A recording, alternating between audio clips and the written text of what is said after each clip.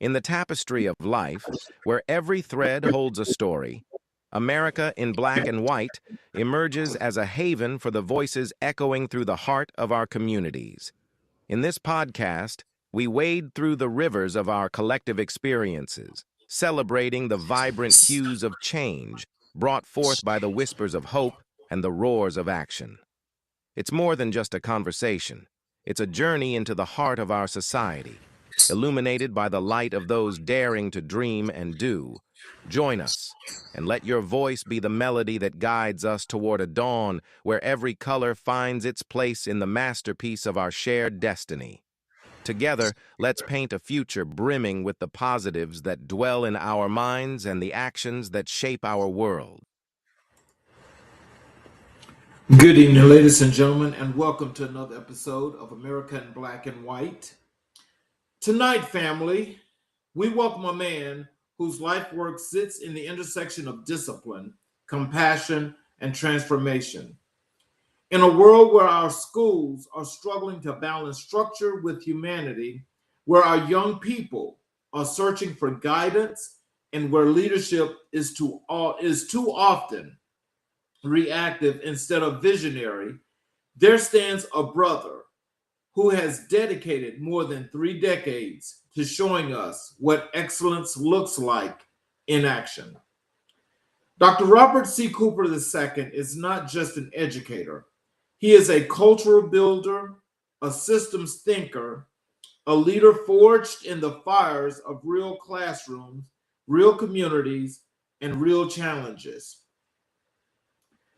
From the band room to the principal's office, from alternative education to district leadership, from author to CEO, Dr. Cooper has lived every chapter of the educational experience. Tonight, we explore the man behind the discipline, the scholar behind the systems, and the heart behind the leadership. This is America in Black and White. This is season 4, episode 121, and this is a conversation you don't want to miss. Let's bring Dr. Cooper to the show. Hello, sir. Good evening. Thanks for having me. Yes, sir. How are you? It's good to have you back. Oh, it's great to be back. I believe last time we spoke, we were closing out the school year, and now we're getting ready to start anew. Yes, sir. Yes, sir. Yeah, and we didn't quite get a chance to close that conversation, which there's lots and lots of good things here that I definitely want the audience to learn. But also, I think there's some new things that we'll be going through that that's new that you would also like to get the opportunity to chat about as well. Correct. And so let's start with the leadership evolution that you had created and started with the work that you're doing. Can you tell us what inspired you to pursue educational leadership at the administrative level? Well, let me start by saying I didn't quite make it to the principal's office. I made it to the assistant principal's office. Uh, I was a music teacher, and then I became a band director. Music was always a love of mine. My father was a musician and a singer, jazz musician. I was able to attend college on a music scholarship at Florida A&M University. So it was near and dear to my heart. And I saw that as an avenue for many kids or students like myself to get into school. I believe had it not been for the music program and the connection that I had with my band director, specifically in junior high school and even more so in senior high school, I wouldn't have had the inclination, the want or desire to even attend college. So I wanted to be that for someone else. But what led me to educational leadership or administration was the fact that standardized testing, brought on by No Child Left Behind, uh, put pressure on the schools, administrators, and that trickles down to the teachers to what I like to coin as teach to the test. So Right. you had students trying to pass this test, not to say they weren't getting adequate education and lessons, but it was more pressure to answer the questions that may have been on the test, more so than anything else. And because of that, you've had students be taken out of art classes, the arts classes, I should say, and they were getting double dosed. They were getting an additional math. I believe they called it intensive math or intensive reading to supplement what was going on in their core classes normally. So in order to do that, you would have to remove them from their arts classes, and that began to affect my band program. I can remember often I didn't. The only reason I came to school was because of band practice. I want in band class. So, I had some kids quite a few that could not attend my class because of scheduling changes, and they would have to come after school. And some of them had, responsibilities after school. And those that came just for my program and many other arts, some weren't coming to school. So that bothered me for quite a while. And I ascertained the only way to attempt to change that was to do it administratively. So that began my conquest, well, my exploration, I should say, into administrative leadership. So, as you got into administrative leadership and you knew of some of those changes that you wanted to make, were you able to implement any of those? And if so, what were some of the results that you were getting from those at this point? Well, we're still in this age of teaching to the test. I think it became more prevalent once we started grading schools based on their test scores. I don't think that's well rounded. To me, that's almost like grading a student, and you're just looking at maybe their core subjects or one subject instead of the entire picture. So the pressure was still there, and there's pushback. I fought for arts during my time as an assistant principal, and we were able to thankfully keep our kids in arts, but we still had quite a few that were pulled out for that double dose, and that's still happening today. The kids lose their electives in an effort to bolster. And I understand you want them to be, proficient in ELA and in math, but at what cost? But it's still happening, and unfortunately, I wasn't able to make a dent in it like I wanted to.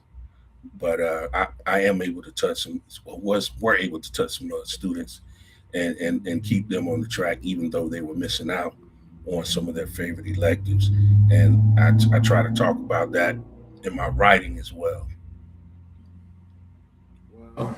So, how did your assistant principal experience prepare you for your current work? Well, right now, I primarily deal with discipline at my school, the dean of discipline. So I was always a part of the assistant principalship, but that would pull you away from other responsibilities, dealing with curriculum, maybe school personnel, maybe be actual custodian supervision, plant operations, things of that nature. So you were being pulled. Right now, I'm centralized and focused on the discipline, and that gives me an opportunity to do some counseling with the kids, to set up some mentoring programs and focus directly on that. I get to deal with these kids when they're at their worst, and it's part of my job to de-escalate and make them feel at ease, give them their time to decompress, and I let them know that I'm not upset with you. You haven't done anything to me. What happened was in a classroom with another student. We're going to try to get to some resolution and help them to understand the consequence and the consequences available. And I try to be fair with them.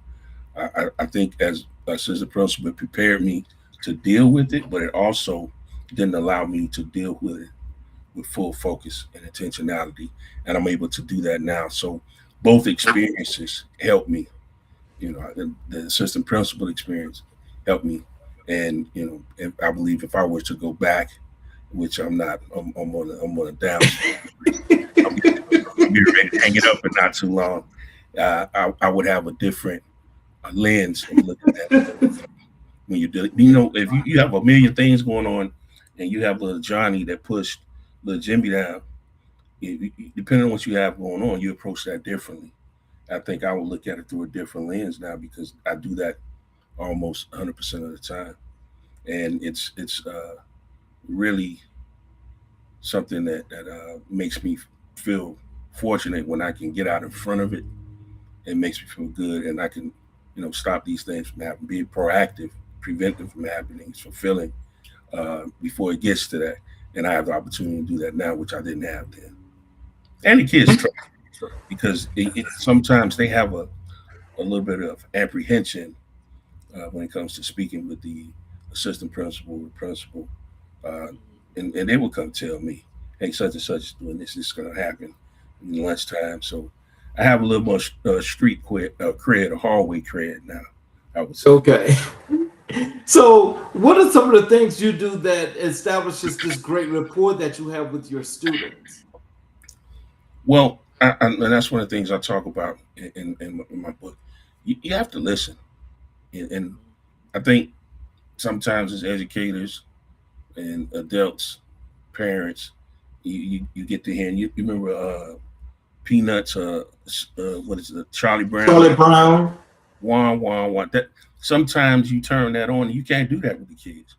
You have to listen, even if they're dead wrong. I will sit there and listen to the whole thing because sometimes they'll realize, no, okay, Doc, I don't have to say anything because you heard yourself. You said it. That makes no sense. But they want you to listen. You have to be fair. You have to be fair with them. And I think you have to give grace. One of the most hurtful things that I've seen is a child, excuse me, especially a middle school, especially a middle school student. They're going through so many changes as far as maturity, emotionally, physically. I've seen, a adult berate a child when they're just going through it. They're crying, they're having a moment, and you would get so much further if you show them grace in those times. Yes, I know there are times people are acting out, but to me, showing them grace. I mean, I've had times where I had to walk out of my office, and I've had office staff send me students that are out of sorts. Go see Dr. Cooper because they know that's a safe space. Come in, what's going on? You all right? They don't want to talk. I'm gonna give you a moment. There's a box of tissues. Once they get it all out, sometimes you get that when I was young and mom would get me real good. You can't even understand what you're saying through the crying, that crying talk. So sometimes they give me that, and I wait. I said, just calm down, and we ready to talk. We can talk, and we can talk about it. And I think that permeates through the school population. The kids know, well, you can go talk to him. Why don't you go talk to him? He'll listen to you. He's not going to judge you. He's not going to tell on you. Now, if you're doing something wrong, we got to handle it. But I'm not going to the office and this, that, and we can sell it, and I can get some other kids in, and maybe we can do some mediation. I'll do that. If it's something where I need to get a counselor involved, I'll do that. And then I'll let them know, listen, this is something that, I think you need a little more help with. And so that trust, it goes a long way. And I think it helps even more with the siblings that come behind them because they tell you, when you get there, Dr. Cooper is going to look out for you. Now, I would be remiss if I didn't say sometimes kids come, oh, you still here? And I'm like, I never met you with my brother. So it's okay. You're trying to make me feel old. It's okay. It's all right. It's time well spent. I would rather not go to another school because I feel like I would have to start all over with this and build a rapport that I have. And I think relationships and trust and having a listening ear and grace are more important than anything. You can be the world's best teacher and you're given a high level instruction, what we call effective teachers, highly effective. But if you don't have that trust and you're not willing to listen and build those relationships, you really can't go that far. What leadership lessons did you learn from the superintendent's urban principal initiative? That's a great question. Great question. I think the number one thing that I took from that program is that you have to be very aware, self-aware, excuse me, of what you don't know. And I think what happens a lot at the administrative level and in life is that the school system is a microcosm of what's going on in the world. You have people that will fake it until they make it, and I don't support that. If you don't know, then get someone to help you ask questions. And when I was in the program, I had a principal, and she said something to me because I wasn't versed, and I think this is something that happened. It's not happening so much now, but it happened to him. This is my 34th year. So for many of my years in the school system, black males, they were kind of relegated to certain responsibilities in administration. We're going to put you over plant personnel. You're going to run everything, the custodian, security, and discipline. And they didn't get that curriculum piece. And I was, one of those individuals that didn't get that piece. But I think from my background in music, I realized that I could play all of the instruments, but I wasn't proficient at a high level on all the instruments. My primary instrument was saxophone, but I knew enough about each of them. I could teach you, and I know how to get those groups together, and they would work on their own, and I could delegate. And I think I used that to try to glean knowledge, more knowledge with curriculum. So the principal told me, she said, I like the fact that I will ask you a question, and rather than to make something up and fluff it, just say, well, I don't know that, but I'll try to have that answer by tomorrow.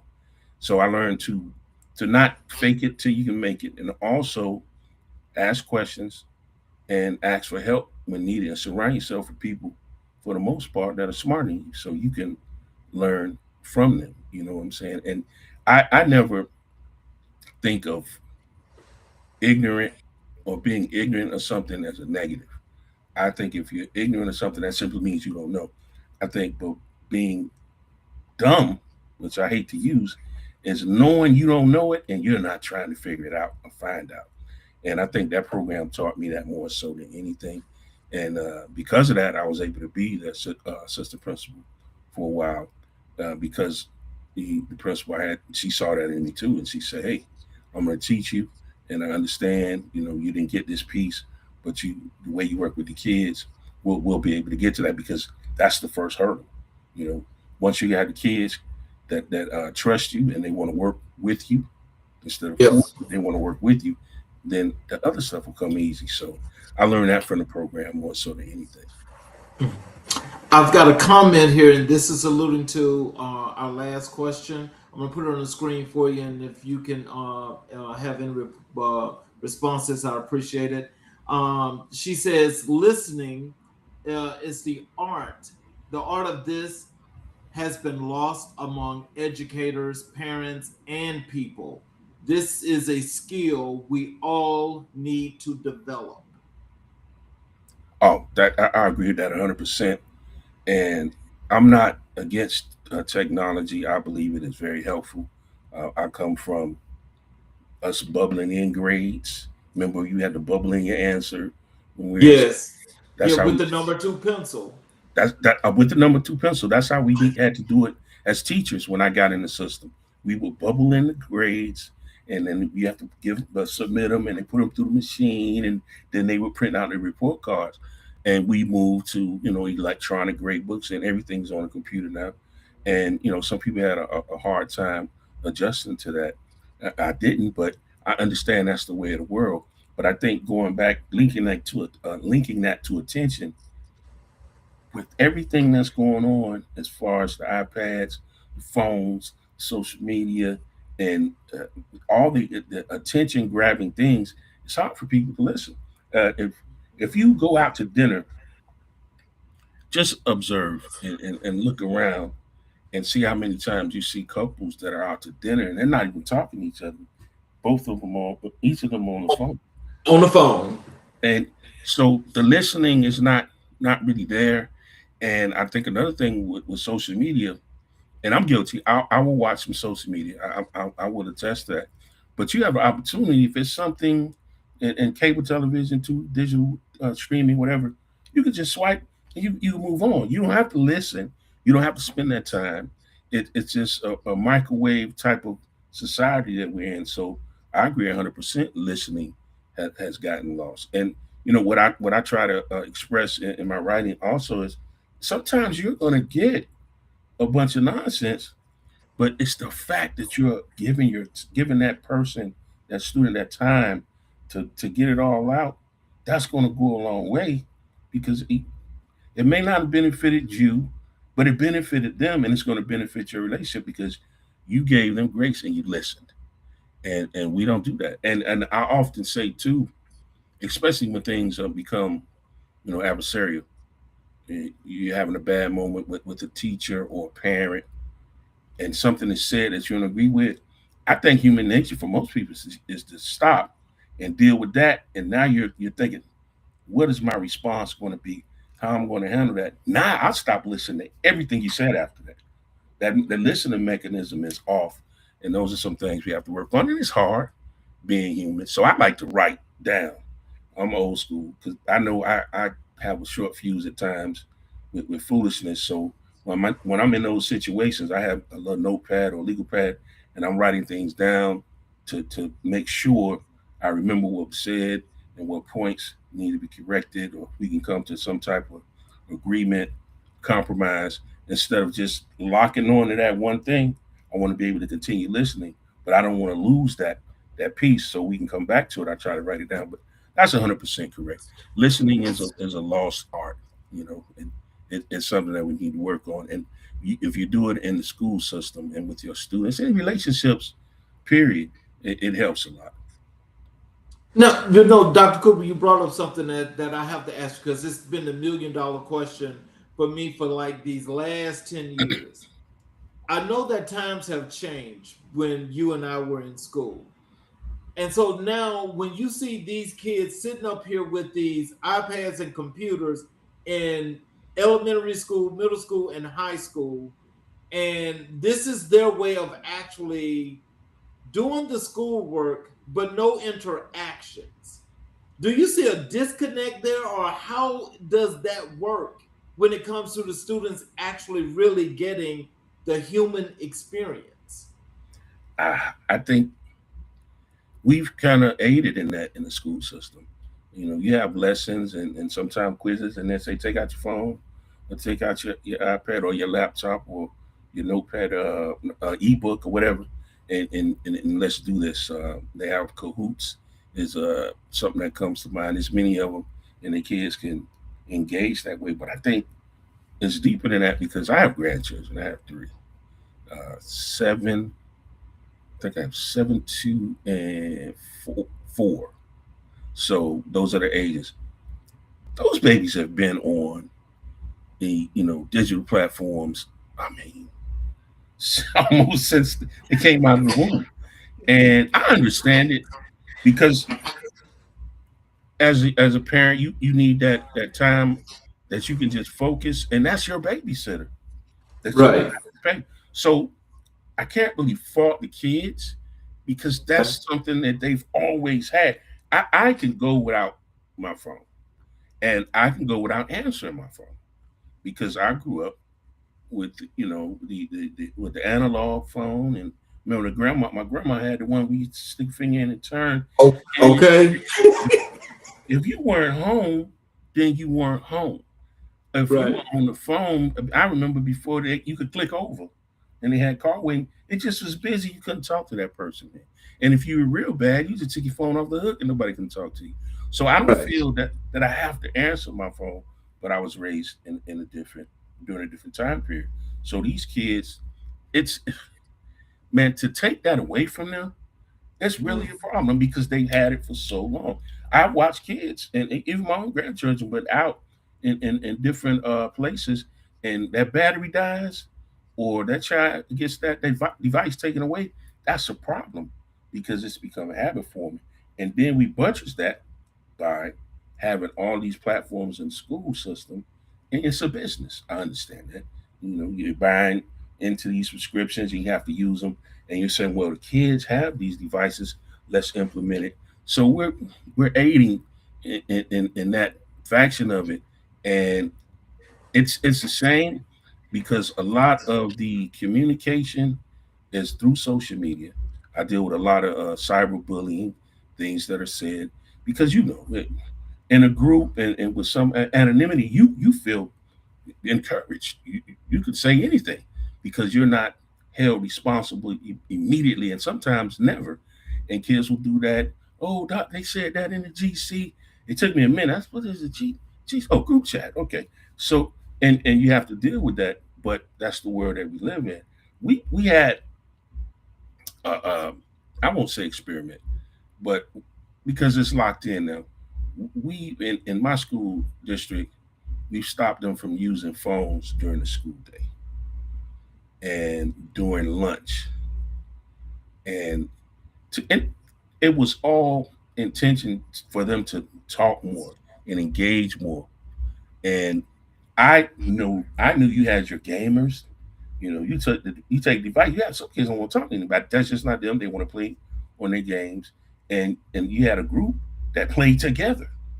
And then you had your people that would be playing or having social media conversations across the cafeteria from each other and things of that nature. But when we implemented that, we did see kids interacting more. You're gonna have some people still sneaking the phones, but they interacted more, and I think that's a good thing. I also think COVID did a lot as far as damaging the way our kids connect and socially how they get along. I think that homeschooling and the online learning, I should say, it did a lot for socializing in a negative way. It impacted negatively, I should say. So, how do you define effective school leadership in 2026? 2026, I think throughout the years, you have to be able to adapt. And I think you have to be able to delegate and build relationships with your staff. I mentioned that in my book as well. If you have a relationship and you give somebody their why, because, Ms. King, I can tell you what to do and you'll do it. But if I tell you why you're doing it and you have some type of connection, a meaningful connection to it, then you'll do it in a different manner. And I think if when you engage your staff and empower your staff and get them to understand the why, they will do anything for you. And I think far too often that doesn't happen. People come in, they have their agendas. I'm only going to be here for a couple of years, and I want to move up and onward. And people get that vibe.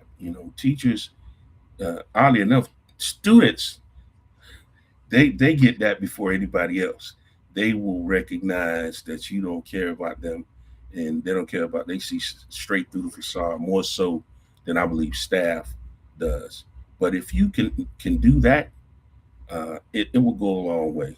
I think that's still old school from the beginning of education. You have to empower, be able to delegate, and you have to inspire your teachers and your staff. You get them to understand the why and make the why meaningful for them, to them, and then you'll be able to accomplish anything with them. And I think that's really lost now. And I'm really concerned because I don't know if it's something that's nationwide, but I know in my school district, it's coming nationwide. We're downsizing because of charter schools, the vouchers. We're losing kids, and I think with that you're going to have schools merging, and I'm concerned about the leadership in that respect because now you're having you know administrators that didn't foresee, hey, now I'm going to have sixth, seventh, and eighth at a high school. I was dealing with 9 through 12. Is that leader going to be able to adjust or delegate or find someone? Because middle school is a different being, man. I'm just going to keep it real with you. You have to be special to deal with middle school kids. So you need to find someone that can assist you in that. So I'm concerned about that as it tunnels down the road. We had quite a few mergers this summer, and some schools closed due to that in my school district. So I'm figuring nationwide, that's a call for our leaders, our educational leaders, to be able to adjust and reach out and get someone to help you to deal with these new students, these new grade levels that you're dealing with. And you think about the ones that are getting the elementary coming to their middle schools. You got to be able to handle that. Now, I want you to help us out with this because, when you mention charter schools, I've never been quite 100% behind those because our public school system that's meant to enhance and build that system is one that it seems like to me. So that's why I said I need you to help me out with this because it seems like from a systemic perspective that certain public schools are just being destroyed, where they're like totally not funding them. They're letting them fail. They're letting them look like just horrific little accidents that have taken place when that's not the case. And so now they come with these charter schools, which some of them they're making private. So if you can help me to understand, how is it that you grant a voucher that you have to still pay for tuition, but you got public school that's actually there to take care of the entire system is being destroyed. So it seems like everything is being kind of like privatized to some extent. Can you help us to understand how does that work, and are you comfortable with charter schools? I have to get comfortable because it's coming, and you have to be able to adapt and adjust. Uh, what they're doing, the schools that have really low enrollment, that, like I said before, they're merging in, but they're also allowing charter schools to come into those buildings and use those classrooms, use the cafeteria facilities, use the custodial facilities. I'm assuming that we're going to have to deal with them. It's not happening at my particular school, but I know it's happening in the district. Use our security staff, uh, and there is a dollar amount that the charter schools are providing Mm-hmm. for each student. Just like the public schools have a dollar amount that the schools are budgeted, for their the students that are enrolled there. But I don't think that the money that the public schools are receiving is adequate, you know, Right. and that's going to be a problem. And I don't think people thought about the pushback from the kids that were there initially, and kids are territorial, and I'm hoping that the kids that come in, again, it's not at my school. I'm just playing devil's advocate, that the kids that are coming in, that they understand that, and they don't come in with the attitude that Better than you attitude. I'm, I'm elite. I'm I'm in a charter school. But you're in a public school building, and I try to be prepared and be proactive. So when and if it comes, I'm gonna make sure I have a plan to deal with that. I hope it doesn't, but I think that's an issue.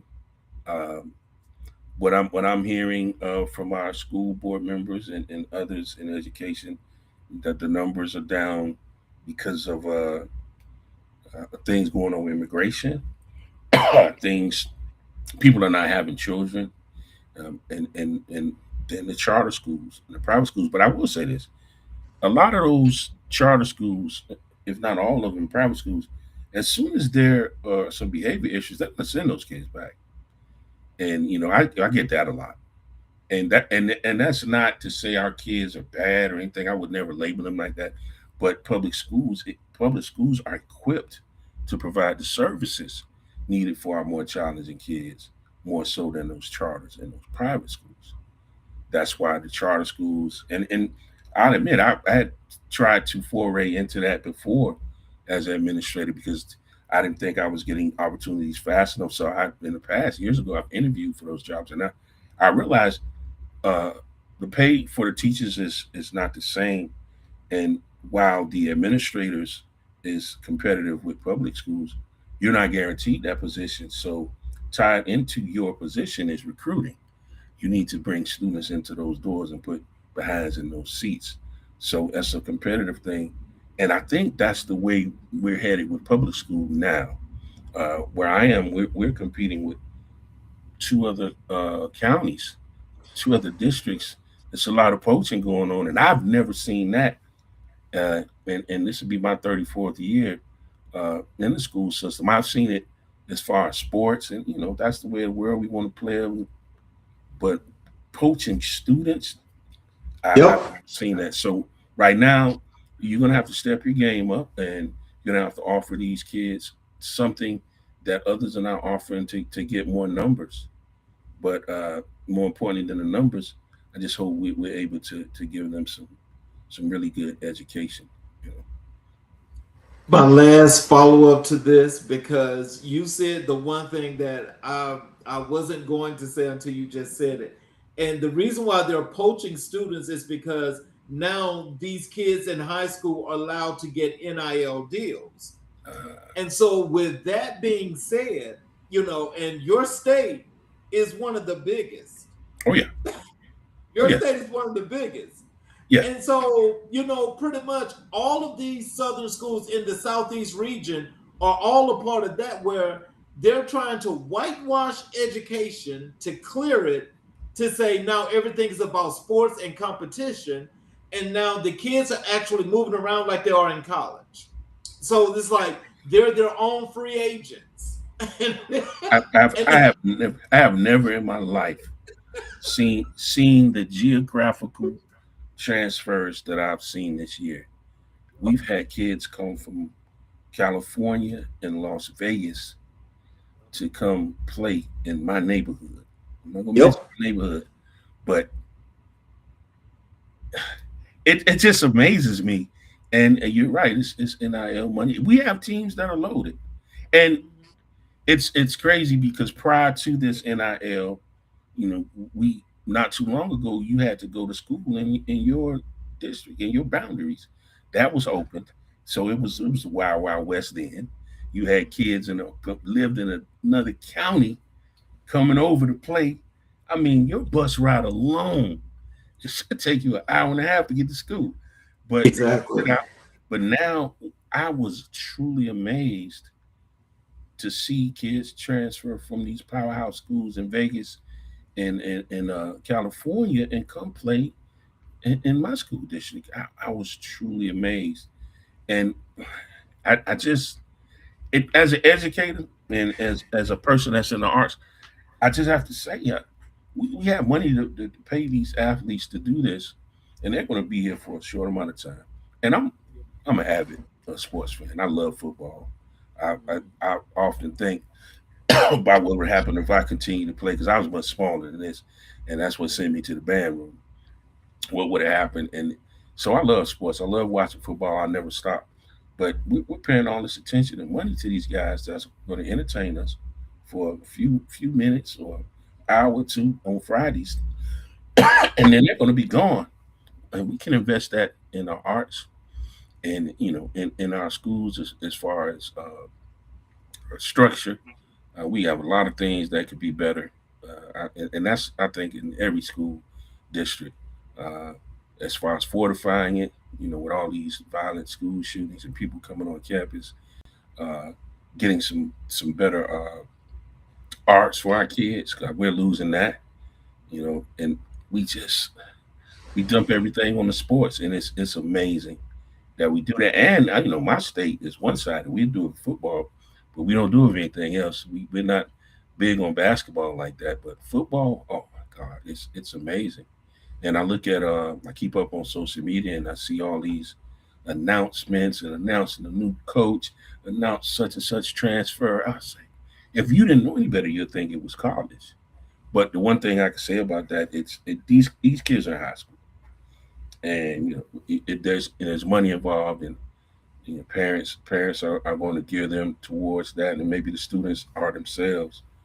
It's a lot, and I think immaturity there, and you're being guided. But I'm more taken aback by the collegiate level it happening. It's worse. There is more money there, but I think the kids are a little more mature, and you can make better decisions. I know money is money, but I learned coming up, all money is not good money. And Okay. these kids are making these decisions, or young adults, I should say, and you're going to some of these universities that don't have your best interests at heart, with the DEI programs and being removed and becoming a bad word, and they're still flocking to the schools with that money. And I'm gonna stand on the mountain and shout for my HBCUs, but I know everybody's not going there, and that may not be for them. But there are other schools that are not doing away with DEI, and I think your consciousness should to take you there versus these schools that are offering these bags of money. And I know money does the most talking, but I guarantee you, if we were able to get these kids to go elsewhere, then that money will follow too. Yes. I want to ask you this because you remember when you and I were in school, okay, and you know how you would have, in high school, we had to go through, we had to pass. But we had some students that were slower than others that would be in high school today were almost like 20 years old. And they finally just gave them a diploma or a Right. certificate and got them out of school, right? Yeah. This NIL situation in high school, like it is in college, these kids aren't getting an education. No. What they're giving them is money and saying, okay, they're throwing the onus of just having an education, Right. but they're passing them through. And they're passing them through because they want to win high school championships. They want to say, okay, we're distinguished as having these best teams. Right. These kids aren't actually getting an education. No. So with that being said, has anyone or let's say like even in situations like in your school, are the parents being educated to understand what these NIL deals are and what this money means and how they get this money? Because I think a lot of them are like just saying, the son is saying, I want to go to this school because I want to get this shoe deal. Right. They giving them that money, and the parents say, okay, but they're not understanding the ramifications behind that. Yeah. Well, I'm at a middle school, so we don't have that issue. But I to answer your question, they're not not being, spoken to or given any advice of that nature. And sometimes it's on the collegiate level, you're getting some housing being provided and jobs. So it's hard to look away or walk away from that. But what I will say is, I think what needs to be included is the opportunity to come back to school and get your degree. I think they should. I know why you're there, you're on scholarship, but if you leave, and you might have to take some of the money, some of the cash off the top, say, hey, versus this many million, can we have something in place so if it doesn't work out, I can come back to school and I can get a degree and I can do something, because these folks are not looking down the road that far. They see that money, and I can't say that I blame them, but you have to think about the future. You're one injury away, and then people don't talk about the amount. There's two things people don't talk about. First, they don't talk about what NIL is doing to the high school athlete, the freshman that's coming in, the highly touted high school player, and they're getting looked over. Some of them because of the transfer portal. I can get this guy. He's seasoned versus developing you. So only the cream of the crop now are going to these schools with the NIL. And then the second thing is, there are a number of kids in the NIL that don't get picked up, and they're Right. They just around, and they're there, and they have nowhere to go. And people don't tell that side. That side is not exposed enough, because there you go. There are more kids in that position than there are that are making the money. I saw a story a couple of days ago where they were saying some of the quarterbacks that were not highly touted that came out a little bit above mid tier. They're making less now on their rookie deal than they did in college on the NIL deal, and that's because some of what you said. These schools are intentions are to win at any cost. Now you're in the big boy leagues. We're not paying you that type of money off potential. We need to see, Yes, what's going on. Now, what I don't want to happen, because I think NIL offered a lot of students an opportunity to go on to another school and get an opportunity to play, maybe get their grades together, versus plethora athletes I went to school with and grew up with that maybe didn't hit the books like they supposed to. It didn't work out at that school that promised them that first that scholarship, the initial scholarship, the best scholarship, and their career was over. So I applaud the NIL and transfer portal. I should say not NIL, transfer portal, allowing these kids to be able to reboot and have a restart. I applaud that part of it. But again, when you have these kids think, and with high school now engaging in that, you're really giving these kids a sense of, oh, I could just leave. Yep, that's the whole premise. If I could do that in high school, and once I get to college, it's the same thing. But what I don't want to happen, because you can't kill a mosquito with a sledgehammer. Right. Because this thing is out of control, I think they're going to end up hurting a lot of the players' capability to monetize off of their plan, because they've been used in the past and to make millions of dollars off of them. But what they're going to do, they're going to hurt these players' chances with them being able to move around. I don't think you should be able to go to 4 or 5 schools, not at all. But I think they're going to go ahead and start regulating it to a point where it's really going to affect these guys' earnings. It's coming, and I think one of the worst things in society is the need and desire to be able to control and have power. We can fix it. It just takes time. It's with anything else. But I believe that it's going to be a thing where these guys are not going to be able to move, but maybe twice, and the money's going to keep coming. I think it's going to go back to when we were in school. The money's been flowing. They just didn't get caught. Everybody didn't get caught. Right. I've seen guys when I was in college, man, and they have these cars, but no, there was no. And now it is what it is. But I just hope they don't kill the mosquito with the proverbial sledgehammer. I mean, I think that's coming, and the kids are coming out, like I said before, high school level with these grand notions. Hey, man, I'm it. I can just leave. They're going to give me money, and they're not looking down the road to the future. What are you going to do when your time is up? And I've seen some stories where the kids in college are spending that money. And my wife and I had that conversation years ago when I was really banging the table for them to get paid, because I say they're employees. They're not really student athletes. We can put that student part in if we make sure we have something set aside so they can come back to school. But they're not really being taught finances, any type of financial stability down the road. They're not being responsible financially. I saw a kid spending thousands and thousands of dollars for gifts on his girlfriend. I mean, you tear your knee up, God forbid, next practice, then what? The girlfriend's going, the person's going, your money going. So, and that's something that I wrote about too. It's our responsibility to give these kids some financial advice, and so they can be financially literate, because the world it's built to take whatever you have if you don't know. Let's talk a little bit about your work here as the Dean of Discipline, the work and the mission that's at stake. What does the role of Dean of Discipline truly entail?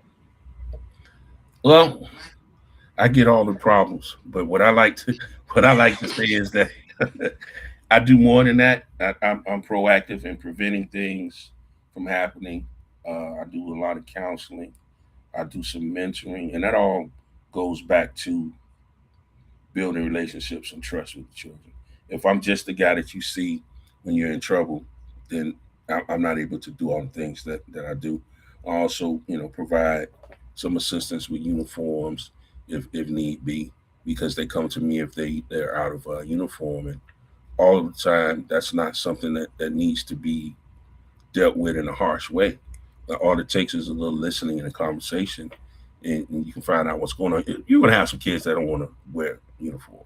You're going to have some kids that are not truthful. But if you take some time and you've been doing it long enough, you might get tricked every now and then, but it's worth it to listen and figure out what's going on, because I can't punish you for something your mom did, and I can't punish you for your mom's financial situation. That's unfair. and that's not your fault. Even with tardies, I try to talk to the students about that as well. And we as adults, we get frustrated. And I said, well, mom brought him to school 10:30. That's mom. If he or she get behind that wheel, then it's a problem. So you have to build that trust and relationship with them. And I don't believe in managing. The buzzword has always been classroom management. Management and managing means to control. I'm more of a creating and cultivating person. Creating is to bring something into existence, to bring something new, and to cultivate is to nurture and to grow. If we take that approach with their discipline, because I also think that people, educators, think, and I had to realize that as dean of discipline, well, that child should come knowing better. That's not always the case. What they're doing at home may not be, something that we do in the school system. Yelling out or cursing, that might be something they do it at home, and we don't give that any thought. So you have to create the behavior you want instead of trying to manage in that behavior that has become habitual. Let's create and cultivate the behavior. So I spend a lot of time doing that, and I think what goes hand in hand with that is being authentic. The kids realize if you're being fake with them, you don't care, and building relationships. Say, nice shoes. How your mom doing? I met your mom, talk to your mom. Or if somebody tell me the mom is sick, and you can't be fake. It has to be genuine. And then give the kids praise. I try to go out of my way to praise more than I correct, but that praise has to be authentic. You can't gas. Like the kids say, you can't gas them up. Okay. Because I get them with that all the time. Oh, I like your shoes. I said, don't gas me up. And they just start laughing. So, it goes a long way. So that helps me a lot. And then you have to have the support of your school. Everybody has to be on the same, vein, man. We got to be together on this, and we got to be doing the same things. What's going on in Mr. X class, he's allowing this, but Mr. Wise. Now, I know we all have a different way of approaching teaching, but we have to be together when it comes to what's being allowed in your class. And then I have to realize there's going to be some instances where I just can't fix it. And you don't want to throw up your hands. You want to ask for help, and you want to find a program or someone that can help you try to fix it or help that student try to fix it. So those are the things that I really think help with dealing with discipline and seeing those kids that make a turnaround. That is really fulfilling. I think last time I was here, I spoke about a kid that gave me the business for 2 to 3/4 of a year. I'm talking about the business. I was like, oh my God, what else can this kid do?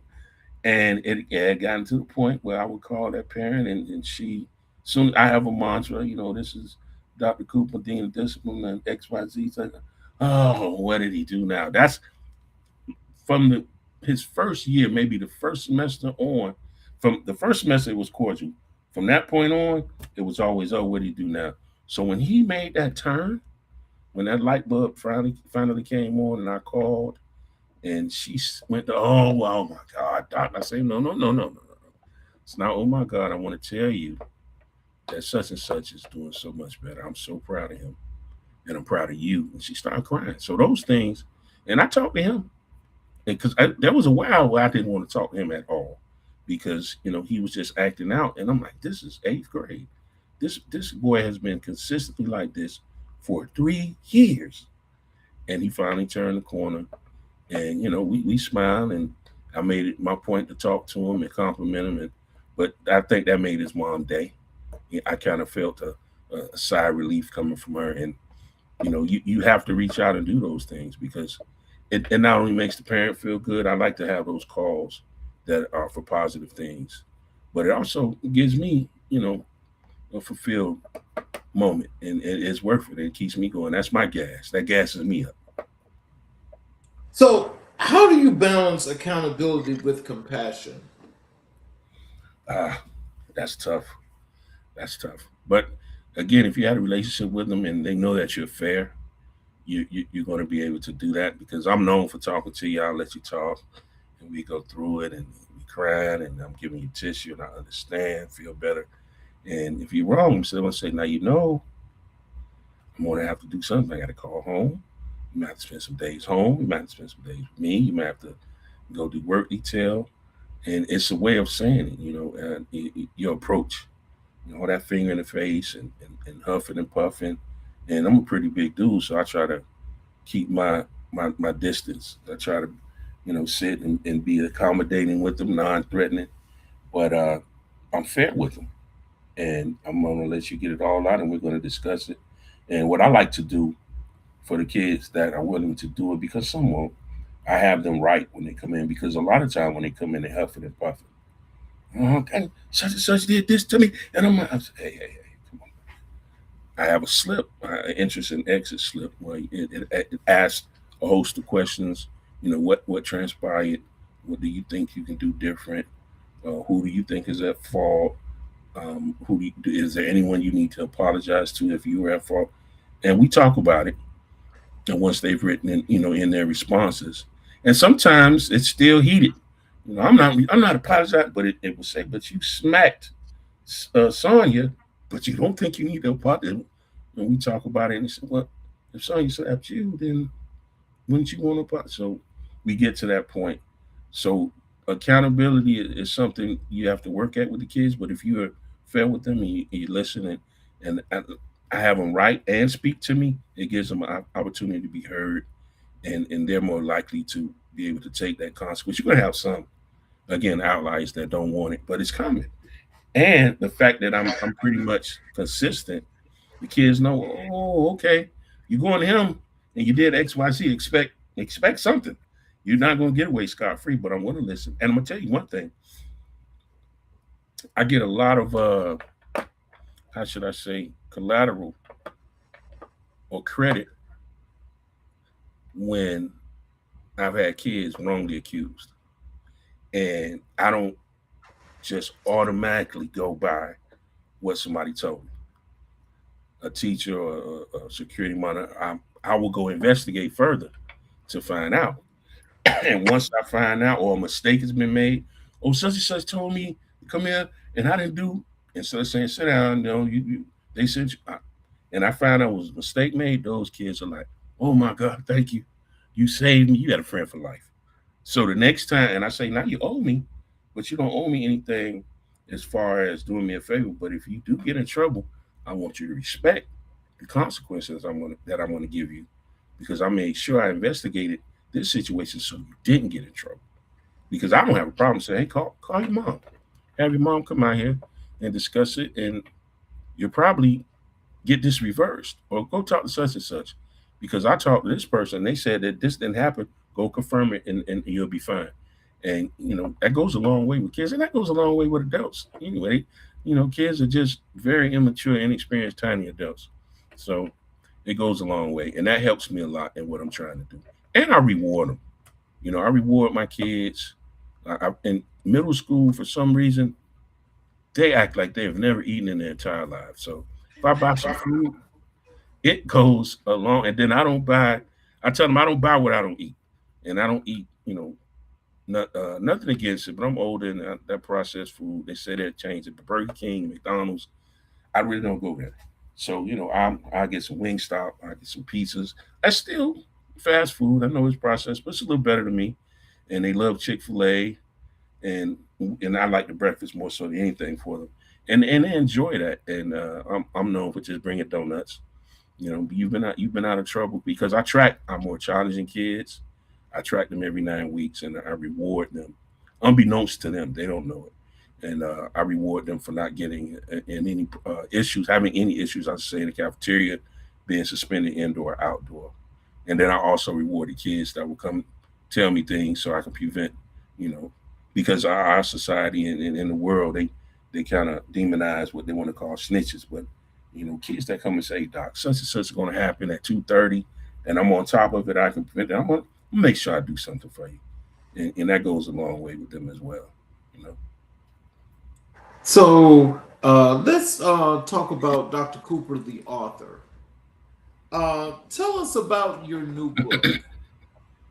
Oh, I actually have two. I have the Dean of Discipline handbook, where I cover a lot of what we just talked about, creating and cultivating desired behaviors versus management, being authentic, relationship building, positive over corrective comments, ensuring school wide support, and being able to realize they're going to be outliers, things that are not going to work out. And you can't throw your hands up. You need to guide them towards a program that can assist and or find someone that can assist them. So I offer a lot of strategies in the book, uh, as far as dealing with behaviors. I break down the different behaviors that you should be, aware of and know that they're coming. Uh, I speak about not trying to do what Mr. King across the hall is doing, because you're not Mr. King. And Mr. King may have a rapport with these kids, these students, that you don't have. He may have been teaching X amount of years and you can't do it his way. And the kids are going to realize that's not you. Like my kids would say, "You're not even like that," and they're not gonna listen to you. So you have to be yourself. So I talk about that a lot. I even have uh, a breakdown of how we use forms to deal with education and I'm sorry, not education, behavior issues, and some interventions, things, a methodology, how to go about, creating the desired behaviors you want. Because I believe we're not just trying to manage them; we're trying to create these behaviors to help them be better citizens. Once they leave the school system, I just want you to behave when you're in my class. I want you to know how to behave and want to behave wherever you go. I tell folks, I don't encourage turning your back in your class, but you should. You should get to a point where you should be able to, and don't worry about things flying and what have you. So, creating and cultivating versus management is really what I'm trying to drive home in the Dean of Discipline handbook. And also, I have a second book. What you had a question? No, actually, well, you could continue, but I was just going to tell you there's a question here in the chat. I'm going to put it here on the screen for you. And he's asking you, how do you deal with the anger issues of some students? I think again, you have to find out the why, and not all the time. They're not going to tell you. You might need to have them speak to someone they have a better relationship with, but you need to find out why they're angry before you can deal with the anger. I've had students come in ready to just tear everything up because how the parents spoke to them in the car. They said some things to them in the car that they didn't like. Maybe I didn't eat last night. Maybe I didn't sleep last night. My clothes are dirty, and I don't smell like I'm supposed to. Oftentimes there's some underlying issues, and we have to get to the root of those before we can deal with the anger. And it's something that you have to really keep an eye on if you're monitoring your students. And I know it's difficult if you have these large class sizes. And you think about me, I'm monitoring, hundreds of kids, but I watch, cafeteria, the body language, things of that nature. But you have to know why. Now, again, there are going to be some outliers. There are going to be some kids that are just angry. They have some issues, and then you need to find, some type of program for them. We have EBD class, emotionally and behaviorally disturbed classes that deal with the kids. Our ESC program, but finding what the root of that anger is allows you to then try to help and assist that child. And oftentimes you'll find that it's something simple that's angering them. And my grade level, the kids I deal with in middle school, they're developing emotionally and physically. So they don't know how to deal with those emotions. Anger is one of the things that they go to very quickly. So, an investigation, I would say, and realize that you're not. Some of them aren't going to open up to you, so you need to find someone that they will open up to. And you can't meet fire with fire. If they're huffing and puffing, you can't huff and puff. Both of y'all can't huff and puff.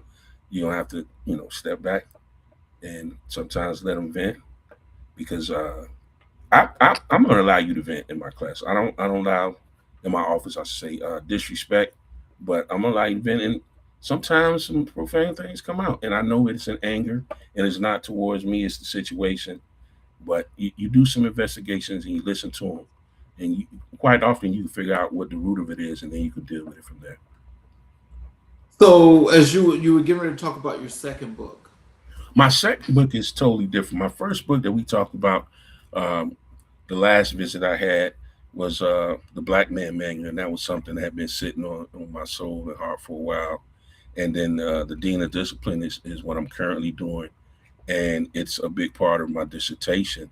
I was dealing with the same topic, discipline and its effect on reading comprehension on standardized testing. But the third book is it's just a labor of love.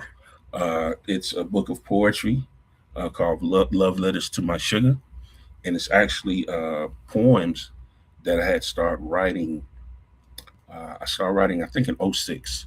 I felt a little separation in relationship between me and my wife. It wasn't a large one, but it was one that was there, that was present nonetheless. And I said I needed to do something about it. And I've always been able to kind of uh, express myself on paper.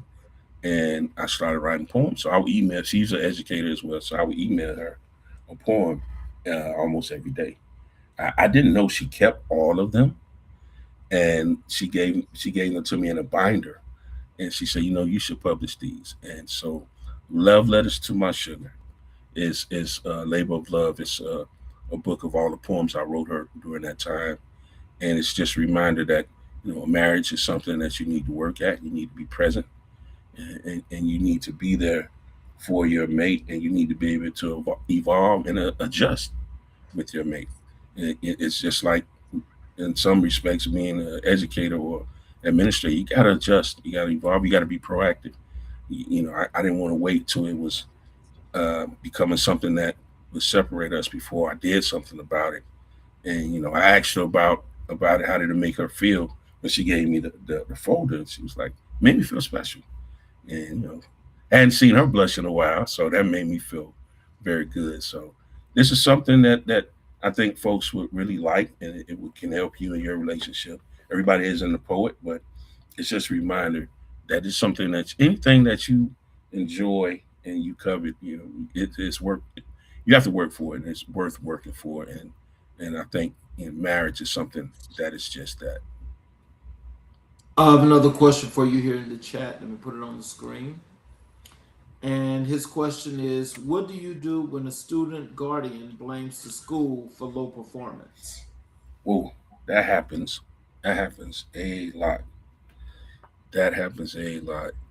Um, what I try to tell the parents gently is that we have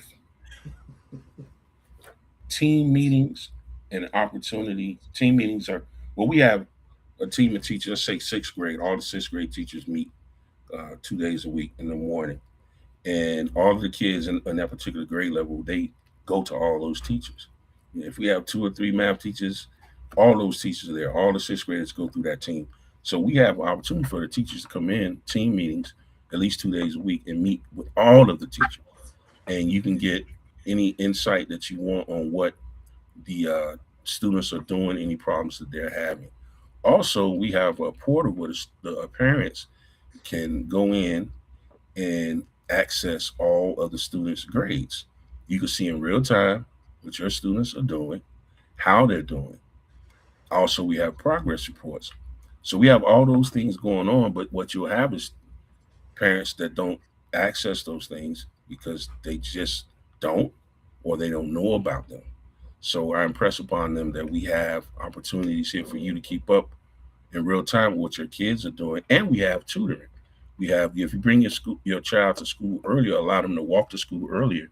We have morning tutoring where you can come in. School starts at 9. We let kids in the building at 8:30. You get there at 7:30. We have tutoring for you from 7:30 to 8:30, an hour, 4 days a week. So those are opportunities that you can have to help out with the learning process, the educative process. But it all comes down to letting the parents know that they have access, and let them know that you're there for the kids. So, can you tell us what message did you want black men to take away with from the Black Man Manual? What did you want them to get from that? It's a lot. But I guess the main thing I wanted to speak on is that we're responsible for our black men and our black boys. Whether you're from a single parent home or not, we're responsible. All of these black boys and young men are ours. So you have an opportunity to mentor them, give them some words of advice, whether it's out in the public or in the school system, volunteering, what have you. We need to do that. I also talk about the importance of relationships, how we move in that area, respecting our women, how we dress.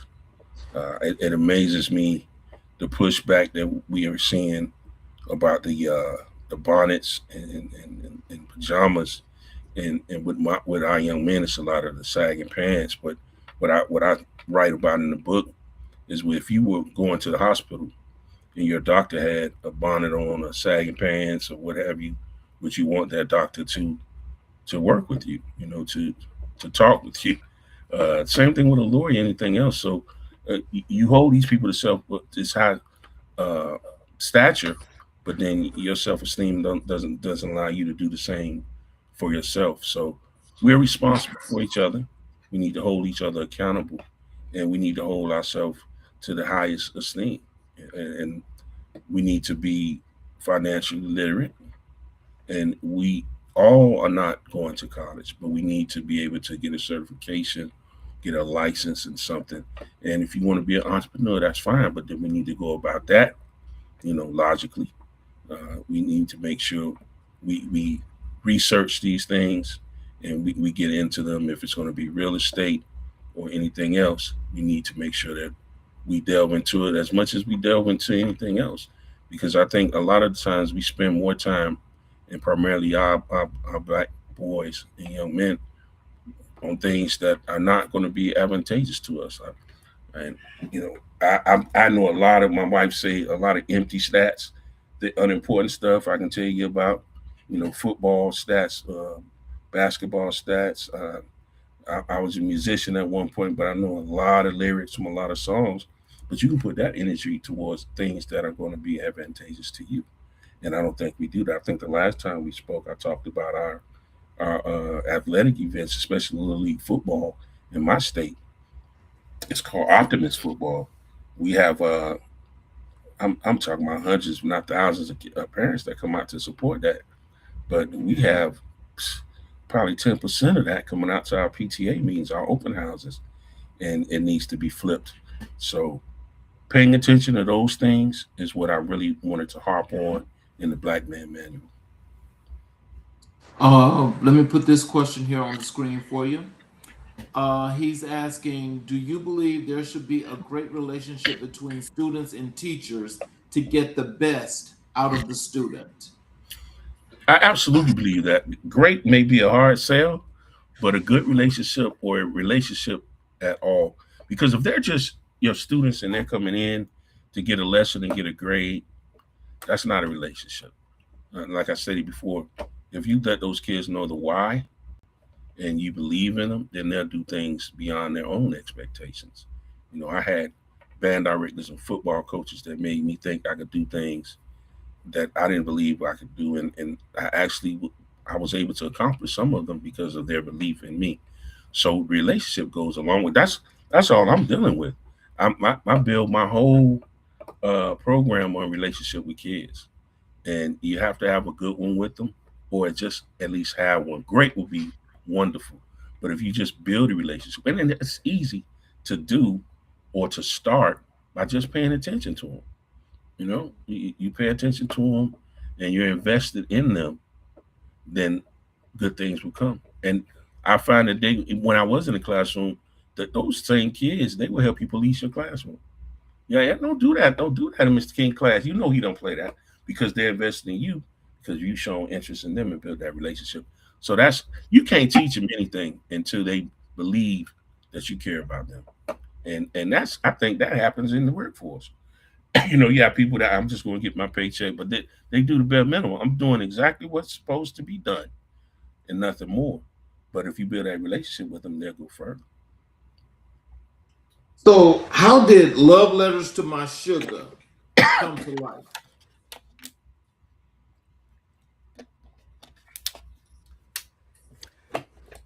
I didn't want there to be an opportunity for my wife not to know how much I care for her. And I was writing about things in real time. I know most people, I would assume most people in a relationship have had conversations where your partner doesn't share everything or open up. Well, you should have told me that it was bothering you. So I write a poem about that. I I didn't open up because I felt this way, but no, I always, love you, so forth and so on. And it was a way for me to express myself about past things, current things, and things that may come up in the future. But primarily, it was an effort to be there and be present in a relationship with my wife, and to make sure that I was able to evolve with her and adjust. And if she was moving away, I need to make sure I need to do what I need to do to get her to move closer back to me. And I think through poetry, that was my way of doing it.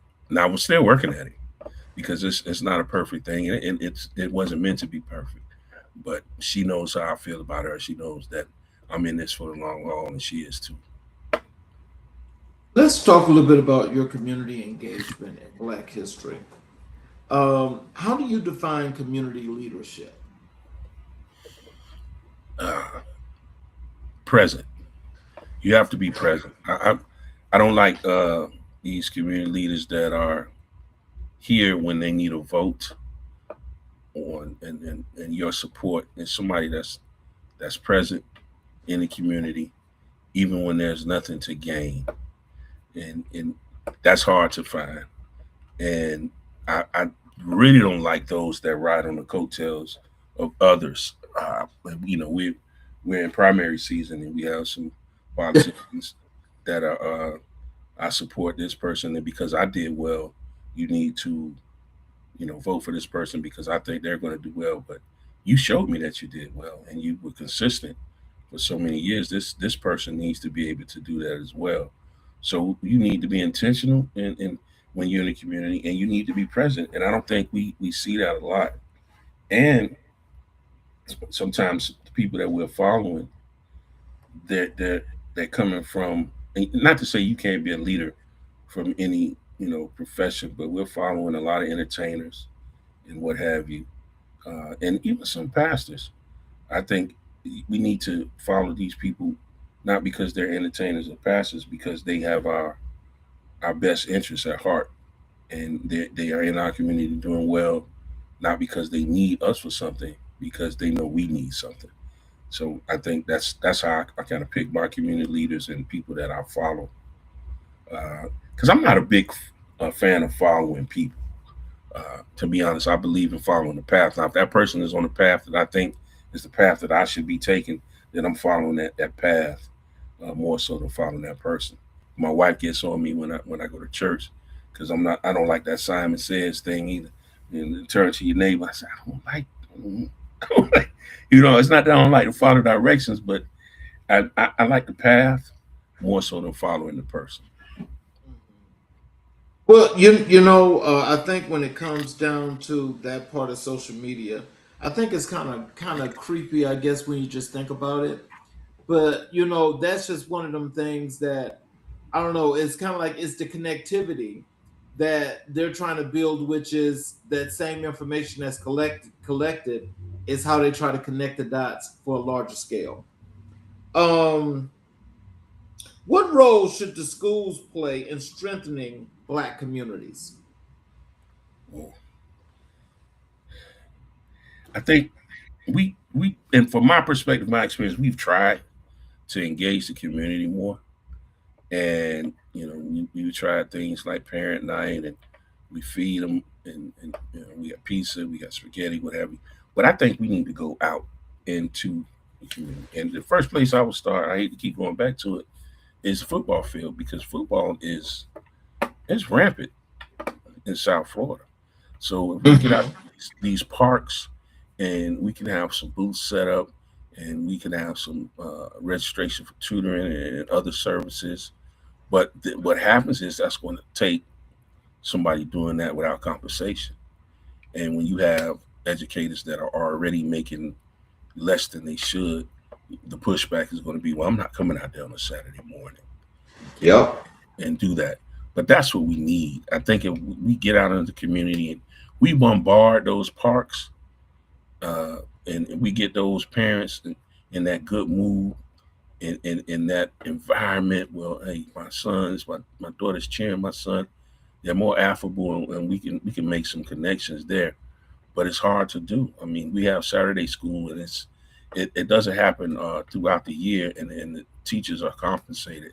But you're going to have a hard time having educators do that. But I think that would help with the school going into the community, and in that particular space, that's where you'll get the majority of your connectivity right there, because those parents come out to support, even the practices, even if they're dropping off. But you have more time if it's a game because they're out there for hours. We have to do that, and I don't think we do enough of that. So, can you tell us how has Black history shaped your leadership philosophy? Hmm, that's a good question. One thing that I've taken from just not only Black history but going to HBCU is that I truly believe that we have to be, as a people, more prepared and hold ourselves to a higher standard.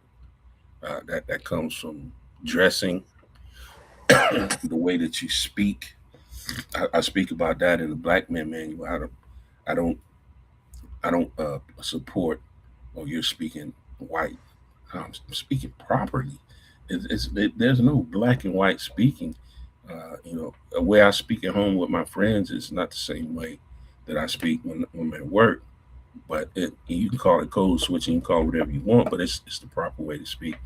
So I think history has shown us, especially in America, that we can't afford to not be able to speak properly, not to present ourselves uh, respectfully as far as dress, and we need to know more and be able to do more than the people we're competing with. And we are competing with people of our own color, but I think history has taught us we're at a disadvantage and we're still fighting to catch up. And in order to do that, we have to go further and faster and be smarter about it. And history has taught us that. And the fact that Black history is beginning to be erased and not taught because it's under the guise of indoctrination right now is something that we as a people have to take responsibility for, uh, teaching to our own children, family members, or even mentors, because it's something that seems like with this climate that's going to the wayside. But history has taught us that you know our people, we have to hold ourselves to a higher standard to get even equal treatment and equal opportunities to other people in America. So, and that's not something that I've been indoctrinated with. That's something I experienced, and that's something that's happening, and it's something that will continue to happen unless we do something about it. And the only way we can do that is keep achieving and keep being successful in what we do. What does it mean to lead with a social justice lens? Ah, that's a good question as well. I think a lot of the time, I shouldn't say that. I think a problem that leaders have is that when they get into positions, they forget about the plight of the people that they're supervising or supposedly leading. And you can't do that. You have to realize that if you're making decisions without them in mind, they may do what you want them to do, but they're not going to do it well, and they're not going to be invested in it. You always have to be engaged and aware of equity. And I think that's something that gets lost when I'm running the show and it's my final decision. At the end of the day, I'm the principal and what have you. I like to tell people, or propose to them rather, if a student came to work, I mean, came to school, and the principal and the assistant principals were in attendance, could that child receive uh, all of the education they need or instruction, highly effective instruction throughout that day? And the answer is always yes. I said, now let's flip it. Let's say the teachers didn't come to school that day. Would the assistant principal and the principal be able to provide that? No. So you have these people that you need, and if you don't treat them with any type of equity and respect, then you're not going to be able to accomplish anything. So a leader must be able to do that, and that's one thing that I hate to see, and I've seen it quite a bit, unfortunately, throughout my career, is that people are spoken to as if they don't matter, and they do, because you can't run this school without these teachers, and you need teachers that are invested, and just like you need the students to know you care and that you're fair, you need to do that with your staff. And I think a lot of that comes from the stepping stone philosophy. I'm not going to be here that long, so I can talk to you like I want to, because I'm going to do wonders, and you're not really doing wonders. That's like the coach that beats his chest and his team is out there executing. You helped, but you got to give you got to give all of the credit to the team, to players. So you have to give the credit to your teachers, and you have to treat them as such. And that's something that the great leaders have done. I've worked with some leaders that have never raised their voice, that empowered their teachers, and you see it because people that work with them, they went on to become administrators and become reading coaches and math coaches, and they moved to the district because they were empowered and they had great leadership, and they were led justly and with equity. So that's extremely important, and that's something I always try to do. So, how do you mentor young black men in today's climate? Yeah, that's a good one too. Um, you have to understand that they're not coming up the way that we did. That's first and foremost. You're going to lose these kids, you know. And I call them young bulls most of the time. My oldest son, I have a son that's 41. So you call them young bulls. I say you lose them when you say, man, back in my day we didn't do. It's not back in my day. I didn't have the experiences that these kids have. I didn't have social media. I didn't have the digital devices. I didn't have the music videos. I didn't have the wardrobe that these young ladies are wearing. I didn't have these things. So you have to look at it through their lens. But I still believe you can give them those old school lessons. Treat our women like queens.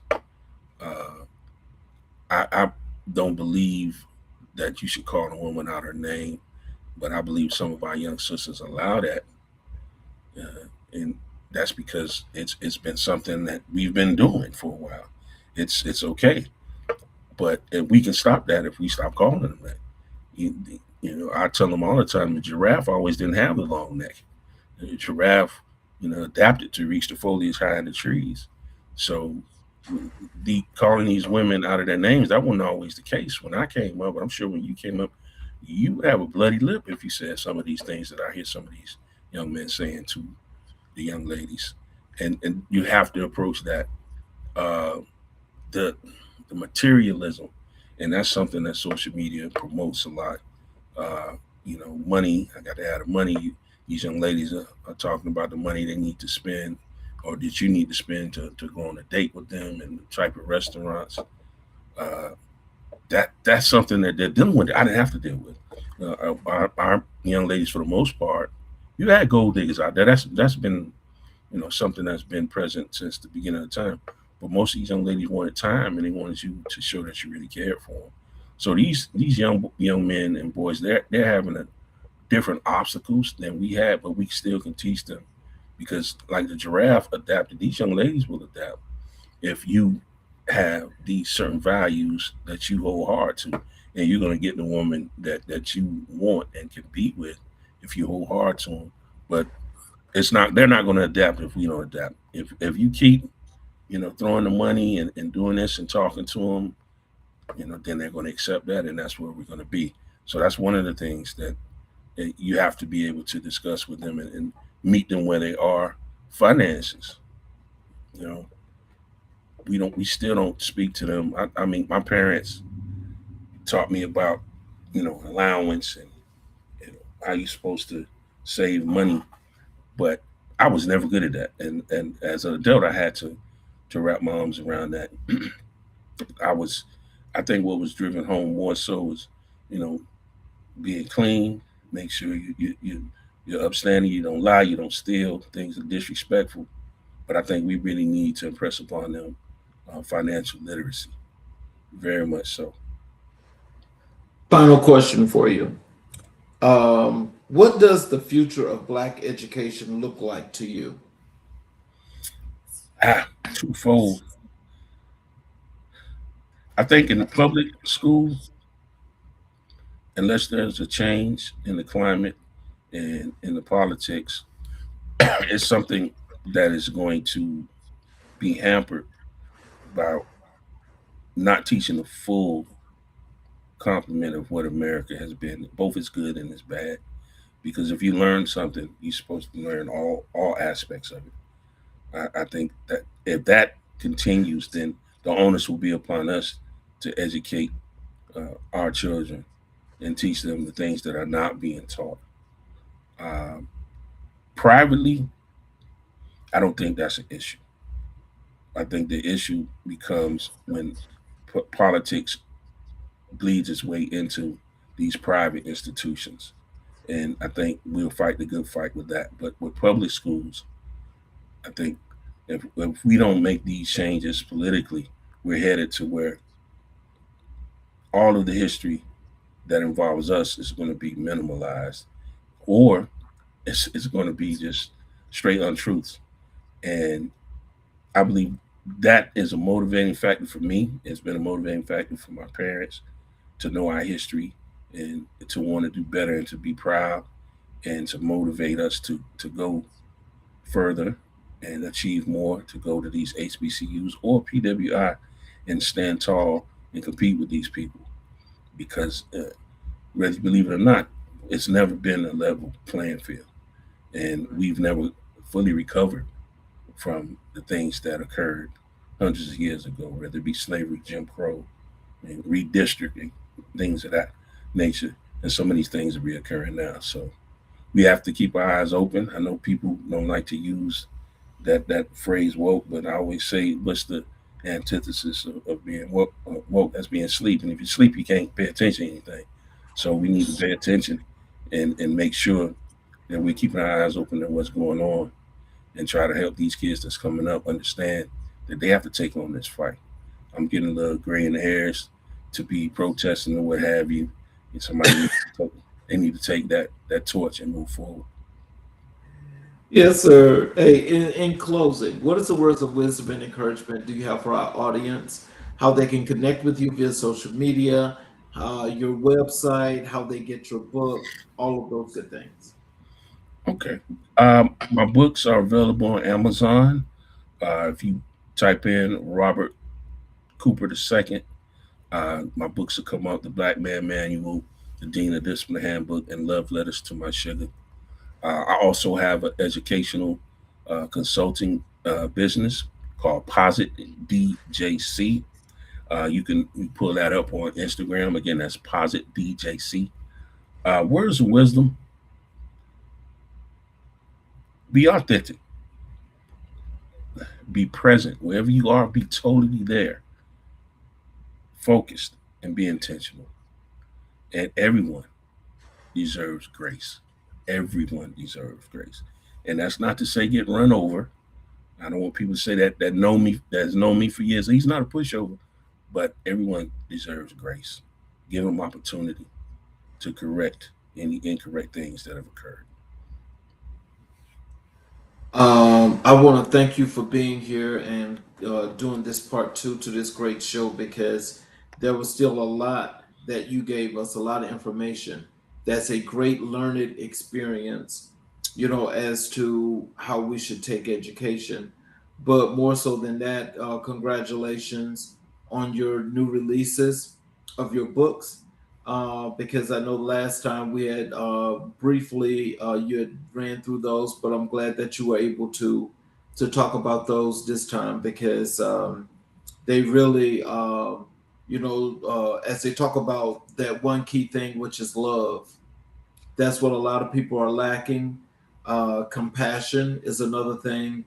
But I appreciate you for the work that you're doing in the school with those young kids that you work with, because it's giving them insight and it's keeping them on the right path. For those of you that are watching on all of our channels, especially our YouTube channels, if you have not yet subscribed, I ask if you will please support us by subscribing and enabling all notifications. And please, it will allow you the opportunity to get all the shows live, but you're able to go back and watch each and every episode that we have done, where you'll have the opportunity to learn the great lessons that all of our great guests have left here on the show. So tonight I'm going to close the show with this closing monologue. And tonight we witnessed the power of purpose. Dr. Robert C. Cooper II reminded us that leadership is not a title, it is a responsibility. Discipline is not punishment, it is love in action. And education is not a job, it is a calling that shapes the future of our community. From the lessons of his parents to the revolutionary teachings of Malcolm X, from the band room to the boardroom, from the classroom to the consulting arena, Dr. Cooper has shown us what it means to lead with integrity, courage, and vision. As we close this episode of American Black and White, let us carry forward the reminder that our children deserve structure, our schools deserve strong leadership, and our communities deserve champions who refuse to give up on them. Thank you, Dr. Cooper, for your service, your scholarship, and your unwavering commitment to our people. Good night, family. Stay inspired, stay informed, and stay empowered.